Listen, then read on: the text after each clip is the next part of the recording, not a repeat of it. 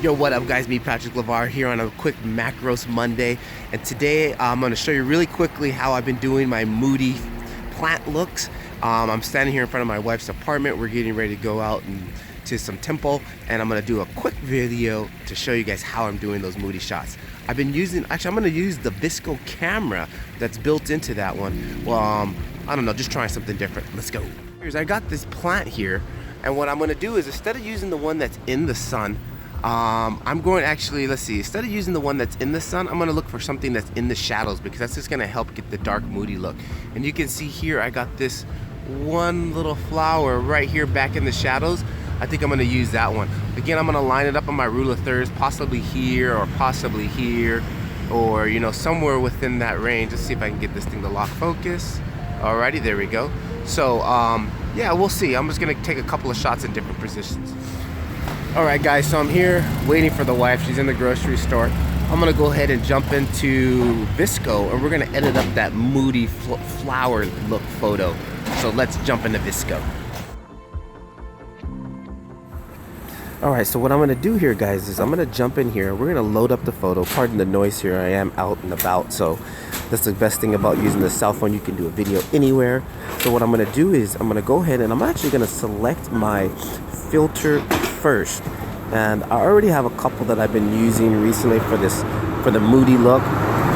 I've been using M3 or M5, so let's see, I think I like M5, but if you don't have these M series, you know, kind of just look through and find something that looks dark and moody to you. Everybody has a, you know, use your own subjective eye. So what I'm going to do is also look at a couple of other ones here. M1 looks pretty good. M1's already getting me close to where I want to be. So I'm actually going to use M1. Okay, we'll jump into M1, and let's see. I'm going to use it at 100%. But then now what I'm also going to do is I'm going to jump in here, and I'm going to tweak some of my settings. So my highlights, if you want it dark and moody, you got to knock the highlights down a little bit. The shadows, this will take away from the shadows, but what I'll do, let's come back to that later. I'm going to actually go all the way to contrast. Now using the contrast, you up this contrast, you see the shadows get a little darker.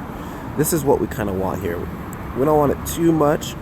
We want to still keep our details in the shadow. And I'm going to take the exposure, and I'm also going to knock the exposure down. But again, still trying to keep track. Let's see what it before, after, before.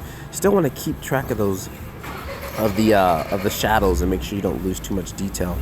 All right, from now on, what I'm going to do is I'm going to go back to my highlights, and I'm going to see if I can knock those down even a little bit more.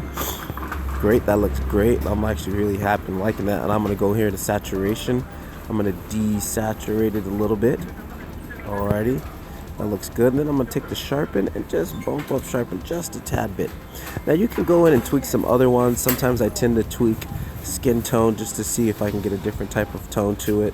But in this case, I don't need it. Now what I'm going to do is also add just a touch of grain, and I think that will pretty much be it. And that is pretty much how I get these Moody looks, guys. It's nothing too difficult. Again, it's just experimentation and just getting out there and filming. Anyways, this was a quick video. This is Patrick LeVar. Keep filming. I'll catch you guys in the next video. Peace.